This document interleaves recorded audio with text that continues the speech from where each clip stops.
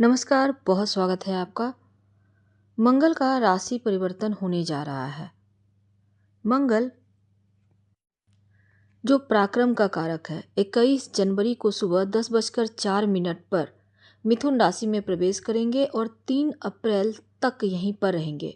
तो वृषभ राशि को छोड़कर जब अपने शत्रु राशि मिथुन में प्रवेश करेंगे, तब मंगल के इस महापरिवर्तन का असर क्या पड़ेगा।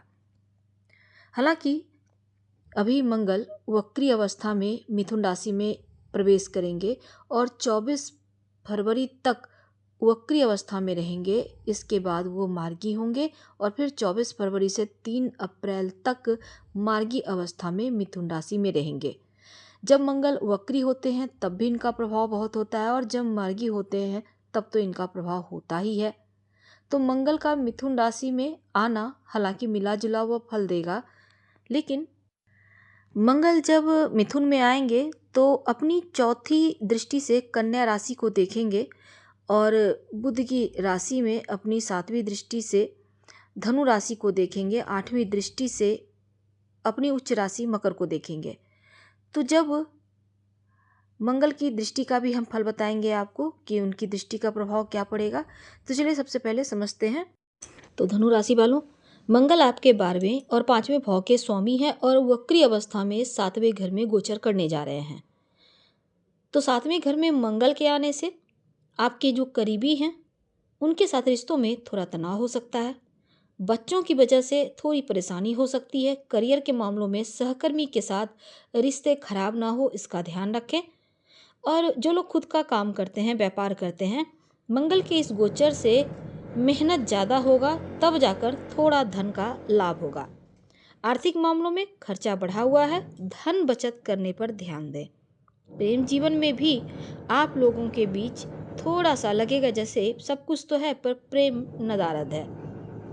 अगर आप पार्टनरशिप, चूंकि मंगल पार्टनरशिप का भाव 7वें घर में गोचर करेंगे तो वक्री अवस्था में, तो पार्टनरशिप में बहुत अधिक बदलाव नहीं दिखेगा। आपको बहुत प्रयास करना होगा, तब जाके स्थिति बढ़िया रहेगा। यानी कि बुद्धि से, प्रयास से आप उचित अवसरों का प्रबंधन भी कर पाएंगे और तब जाकर सफलता मिलेगी।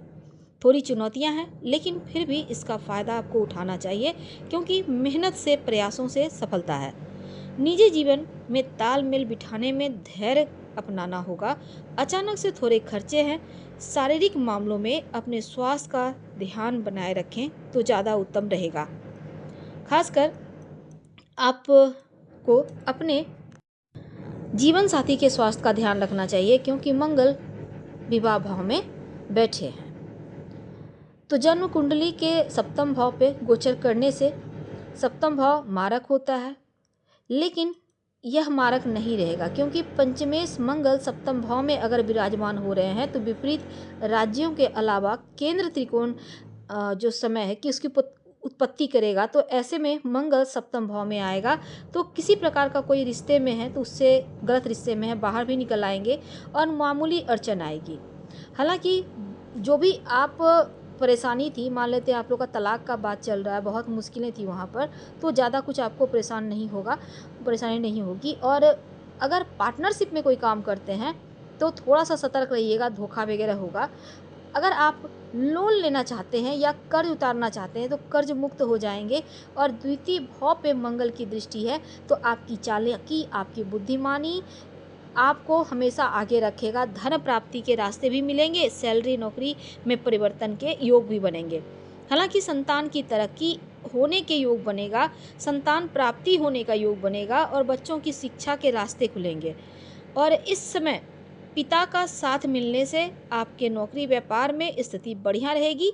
सीनियर के साथ जो आप का रिश्ता है उसको थोड़ा और बेहतर करके आप आगे बढ़ें। निश्चित तौर पर बड़ी सफलता प्राप्त होता दिखेगा। तो चालाकी, बुद्धिमानी से ही कार्य निकालना है। सबसे बड़ा बेनिफिट ये है कि अपने जीवन में पैसे को आप बहुत ज़्यादा महत्व देने वाले हैं और ये जो 45 दिन का वक्त है ये आपके लिए और उत्तम है। क्या करेंगे? रोज़ हनुमान चालीसा का पाठ करके दिन की शुरुआत करें तो आपके लिए सर्वोत्तम रहेगा। हम आपसे विदा लेते हैं। जानकारी अच्छी लगे तो लाइक कर, सब्सक्राइब करें, शेयर करें, कमेंट करें। धन्यवाद।